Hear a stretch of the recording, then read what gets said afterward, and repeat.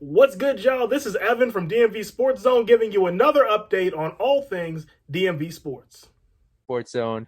Chased down by Beal in the corner for three, gets fouled and hits. Welcome to DC.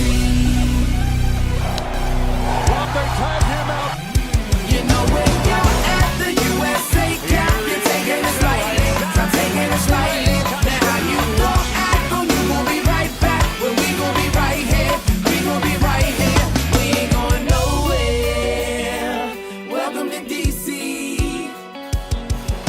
DC, the home of Chuck Brown. Oh, you don't know the sound? Well, let me break it down. And as always, we start with the Washington football team. Well, for Washington, it wasn't a good week. They fell, and they fell hard, 43-21 up in Buffalo. Josh Allen carved up the defense for 358 yards and 4 touchdowns. The loss drops Washington to 1-2 on the season, and they will be in a tie with the loser of the Eagles-Cowboys game for second place in the NFC East, albeit they will have the tiebreak based on division record. Meanwhile, the winner of said game will be in sole possession of first place. Up next for Washington, they head to Atlanta to take on the Falcons. The Falcons come in with the same 1-2 record that Washington has after a 17-14 win in New York. And Atlanta, even despite the win, is still last place in the NFC South, so this is a must-win for Ron Rivera and company.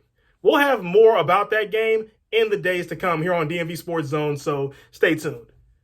Now let's dive into college football, and we start with the Maryland Terrapins. For Maryland, it was a pretty good weekend. They beat Kent State 37-16, as Talia Tagovailoa had 384 yards, 3 touchdowns, and an interception in the win. The win improves Maryland to 4-0 on the season, and they are in a 3-way tie for second place in the Big Ten East Division, along with Michigan and Penn State.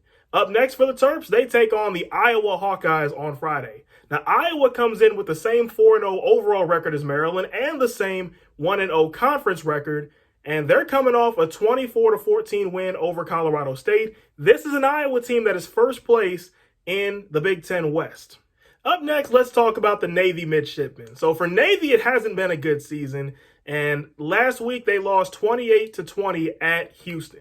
And Tejon Henry had 2 touchdowns for the Cougars, as the loss drops Navy to 0-3, 0-1 in conference play, and for the moment, they're last place in the American Athletic Conference.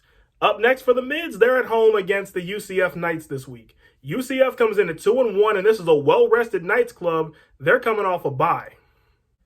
Up next, let's talk about the Virginia Cavaliers. So for Virginia, wasn't exactly the best weekend either. They lost 37-17 at the hands of Wake Forest. In the loss, Brennan Armstrong had over 400 yards and 2 touchdowns. Nonetheless, the loss drops Virginia to 2-2, 0-2 now in ACC play. But it's a short turnaround for the Wahoos, though. They head to Miami on Thursday to take on the Miami Hurricanes. Now, that's a Miami team that comes in with the same 2-2 record as Virginia, except the difference, they haven't played a conference game yet. Instead, the Hurricanes are coming off a 69-0 thrashing of Central Connecticut.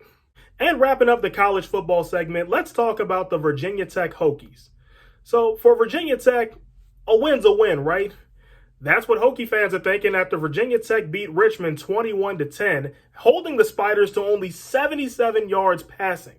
The win improves Virginia Tech to 3-1 on the season, and they sit alone in first place in the ACC Coastal Division. Up next for the Hokies, they have a bye this week. Enjoy the rest, Hokie fans. And finally, we're going to wrap up this update with one last check-in on the Washington Nationals. The Nationals currently sit at 64-92, last place in the NL East, and they're coming off a series where they lost 3 out of 4 in Cincinnati. Only one more week of games for the Nats, and it starts tonight as the Nationals head to Colorado for a 3-game series with the Rockies. The Rockies are currently 71-84. They are 4th in the NL West, ahead of only Arizona. This is the last of 2 series between the Nats and the Rockies. Colorado leads the season series 2-1. After this, the Nats will head home for one last series against the Boston Red Sox. The Red Sox come in at 88-68. They are 3rd in the AL East, and they currently have the second wild card in the American League. Now, last season when these two met, the Red Sox took 2 out of 3 in Boston, But one key thing to take note of for the Nats, they are 10-7 in interleague play, and they need one more win to clinch a winning record in interleague play, which would be the second time in the last 3 years which the team has accomplished that.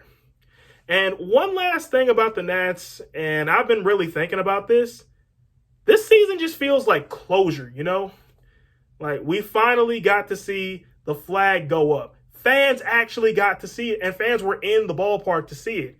Everybody got to see the World Series trophy. It's currently sitting in club level. We got to go to Citi Field, Citizens Bank Park, Truist Park, Camden Yards, all them places, like rub our ring in their faces and say, aha, we won the World Series, you didn't. We got to do all of that this season after we weren't able to do any of it last year. And then we kind of closed the book on 2019. Like, it wasn't the most graceful end to the end of this chapter, but it's still the end of, like, it closed the book. So what I'm trying to say here is thank you, Nats. Thank you. And we'll see you in the spring. Well, that's it for this update. But before I go, just a couple things. Number one, I personally will be at the Nats game on Friday. So if you see me at Nats Park, come say hi. And also, I will be commentating Bowie State football this Saturday. We're taking on Johnson C. Smith, and it's homecoming. I'll leave a link below so you can come check me out. But until the next time I see you, I'm Evan from DMV Sports Zone, signing off.